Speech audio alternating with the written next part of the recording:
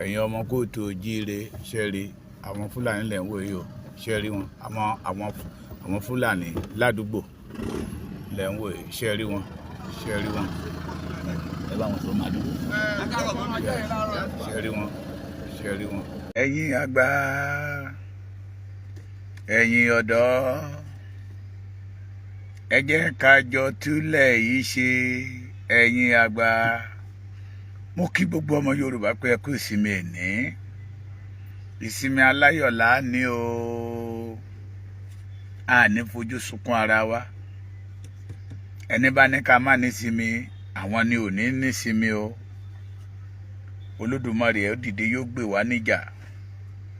Mo kẹ́yin bàbá mi káàkiri gbogbo àgbáyé pé ẹ kú ìsinmi ẹ̀ní ẹ̀yin tẹ́ ṣe ń jí tẹ́ ẹ múra láti lọ ilé ìjọsìn ẹ fi ilé sí point of prayer yín kẹ́ bá wa gbàdúrà sí Olódùmarè sí Ọlọ́run tó dá ayé àti ọ̀run pé gbogbo ọ̀tá ìran kóòtù òjíire kọ́lọ́run kó dójú tì wọ́n gbogbo àwọn tí ò fẹ́ kí ìlérí àti májẹ̀mú Ọlọ́run ó ṣẹ nínú ayé Yorùbá kí Ọlọ́run kó fún ara rẹ̀ kó dá wọn lẹ́bi kí ilẹ̀ kó lanu kó gbé wọn mì kí ọ̀tá Yorùbá kó de ohun àkọlẹ̀bò ìjì ayé kó gbé wọn lọ ìpè kọ́ o àdúrà nítorí ọjọ́ òní kò torí ọjọ́ ọ̀la.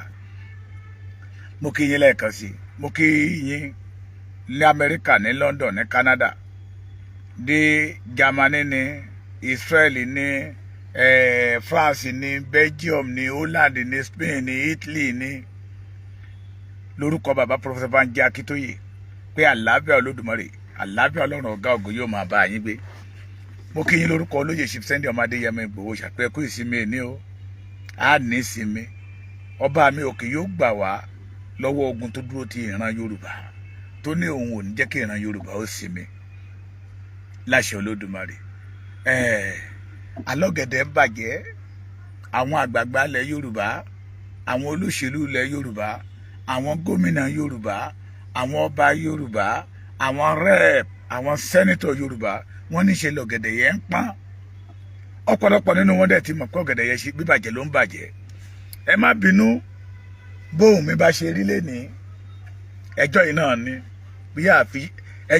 bí aláfiṣe ẹjọ́ yẹn náà la máa rò tí gbogbo iyì àwọn bàbá wa máa ṣí táwọn fi mọ̀ pé lóòótọ́ àti lódodo inú ìgbèkùn ìran Yorùbá wà.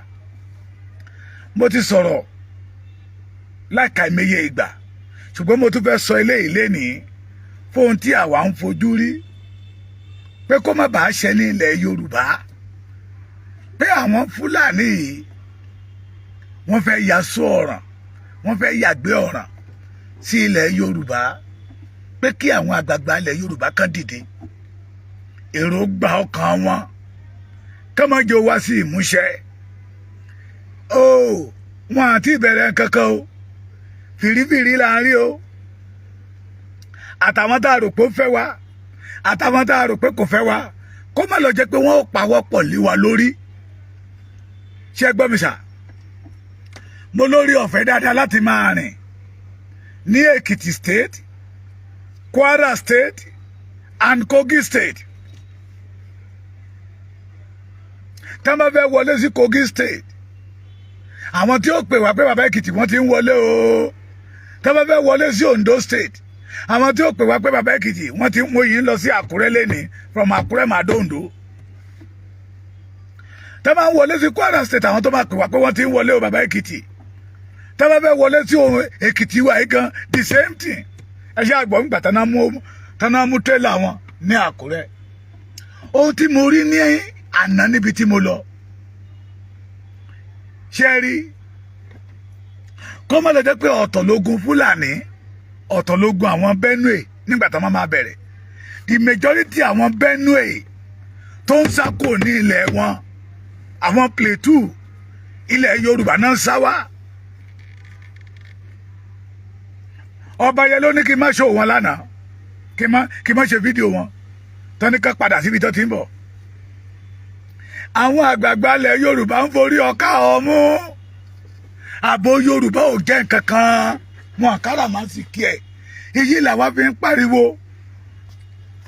mo tún fi ìbẹ̀rẹ̀ ọ̀sẹ̀ tuntun yìí bẹ̀ ẹ̀yin àgbààgbà ilẹ̀ Yorùbá,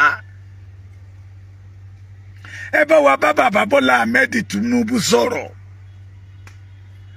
kán release Sunday Igboho, kán free Sunday Igboho, so we can be able to secure our land. Ìgbà tí Boko Haram máa bẹ̀rẹ̀ òkèrè láti ń wò là ń sọ pé kò lè kàn wá, ẹni àmọ̀rí ìbá àkúlá fi ṣe ó ti wá kàn wá sí, ó ti ṣẹ́wó mọ́ wa lára. Ẹ bá wa bẹ bàbá Tinubu, ẹ̀yin lọ́balọ́ba ilẹ̀ Yorùbá, bàbá Olúbàdàn Ọba Rasheed Adéwọ̀lú Ọláwọ̀lú Ògówọ̀lú Ládọjà, bàbá Tinubu ò lè gbọ́ ọ̀rọ̀ yín kó sọ pé òun ò gbọ́rọ̀ èèyàn, gẹ́gẹ́ bẹ́ẹ̀ ṣe jọlẹ̀ papọ̀. Kẹ́ẹ̀tú wá wò Sunday Igboho ọmọ yín ni, kẹ́ẹ̀tú wá wò ìwà yín fi hàn sí àwa pé ẹ fẹ́ràn ìran kóòtù òjíire, ẹ fẹ́ kí ìran yín ó dààmú. Ẹ bá wa bẹ̀ bàbá Tinubu, they should free Sunday Igboho for Yoruba people to be living free and fair. Ṣé òyìnbó yẹ correct? For God's sake. Mo kí gbogbo yín, ìyá mi kíkẹ́ lọ́mọ Fásánmi ẹ̀kọ́ ọjọ́ mẹ́ta, bọ́dà mi Yakubu Kọ́láwọlé, àgbàdá yìí fò kòtò rírí ayé yóò ní bó yìí rú. Láṣẹ Olódùmarè, ẹ bá wa bẹ̀ bàbá Bọ́lá Ahmed Tinubu, bàbá wa Olúbàdàn, ìwà yín, ìṣe yín, ó ń fi hàn pé ẹ fẹ́ràn ìran kóòtù òjíire. Ni mo fi sọ fún yín ní ìjẹta pé tẹ bá ti rí ọba kan tó jẹ́ pé ìwà kó dàrú, òjò pé wé kókò bó bá lè yá kó yá, ẹni àmọ̀rí ìbá kú, ẹ débìlà àmàwò bẹ́ẹ̀. Ẹ jẹ́ kí ìgbà yín ó tù wá lára ní ilẹ̀ Ìbàdàn, ẹ jẹ́ kí ìgbà yín ó tù wá lára ní ilẹ̀ gbogbo ilẹ̀ Yorùbá kóòtù òjíire. Ẹ bá wa bẹ̀ bàbá Tinubu, they should free Sunday Igboho to organize a security for the Yoruba land. Gbogbo ìgbà tí mò ń bọ̀ nílùú tí mo lọ, àwọn ọlọ́pàá tí mò ń bá lọ́nà owó náà ń tọrọ, ojú títì náà dúró sí, and we must flush these people out of our forest. Torí ìran Yorùbá ti forí ọkà ọmú, wọ́n ti wà ní ilẹ̀ wa, Fúlàní ti wà ní ilẹ̀ Yorùbá bíbà, náà ti kọ́ lẹ́tà sí ìran Yorùbá tó kó má lọ jẹ́ pé nígbà tó máa bẹ̀rẹ̀ pé kékeré la rí ní ilẹ̀ Ìgbómìnà, kékeré la rí ní Eruku, kékeré la rí ní kílẹ̀ tí porúkọ ìlú yìí Òkè Ọdẹ. Gbogbo àná mo fi sọ̀rọ̀ ní ohun ti sá lọ, mo fi yọ̀nà lọ́rùn bẹ̀yìn. The only person that we need now, Ọlọ́run ti parí iṣẹ́ yìí, the only person that we need now is Sunday ọmọ Adéyẹmọ Ìgbòho Òòṣà. Àwọn àgbààgbà tó ń bí mi léèrè lánàá pé kí la ti fẹ́ ṣe léyìí rà yìí, mo ní bàbá Tinubu ní kẹ̀ẹ́dẹ́ ká bẹ́ẹ̀. Ohun tẹ́nìyàn bá nílé èèyàn fi ń jà, it show that these people they are ready to preach the Yorùbá. Pé láàrin ọ̀tá ni ìran Yorùbá wà, àwa ti mọ̀ pé láàrin ọ̀tá ni ìran Yorùbá wà, but àwọn bàbá wa ò rí. Ṣé ó yẹ kí Buhari kó declare ọmọ wa wanted látọ̀dún ọdún kìíní, ọdún kejì, ọdún kẹta, kí àwọn bàbá wa dẹ̀ sí máa wò? Kí ni ìrètí tó fi declare Sunday Igboho wanted? Ṣebí torí pé ẹ má pa ìran mi mọ́ ni? Bàbá mi àti ìgbàdé ṣe dáadáa fún yín, ojú òní tìyí, màá rí iye pẹ́.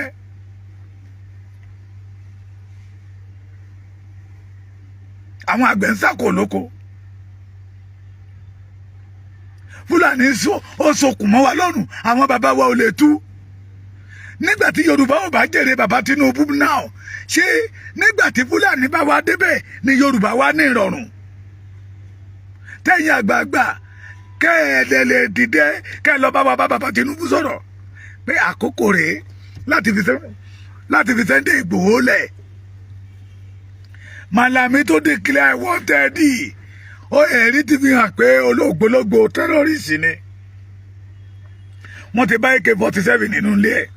Bó ṣe program kan ní ìjẹrin, lára àwọn ọmọ Yorùbá sọ wípé DSS is watching you. Mo ti lọ gbọ́ ọ̀rọ̀ èmi àti bàbá Tinubu, ọ̀rọ̀ bàbá àtọmọ ni. tí DSS bá dé gbé mi kí mi ò jalè wọn àdẹ̀ lè bá ìbọn nínú ilé mi ò níbọn ṣùgbọ́n mi ò dẹ̀ lè gbà kí ìran mi máa kú lọ. Ìbéèrè àkọ́kọ́ tí kọ́kọ́ máa béèrè lọ́wọ́ DSS nìyẹn pé so I should keep quiet, the Fulani should continue kill the Yoruba land, the Yoruba people, destroy the Yoruba land.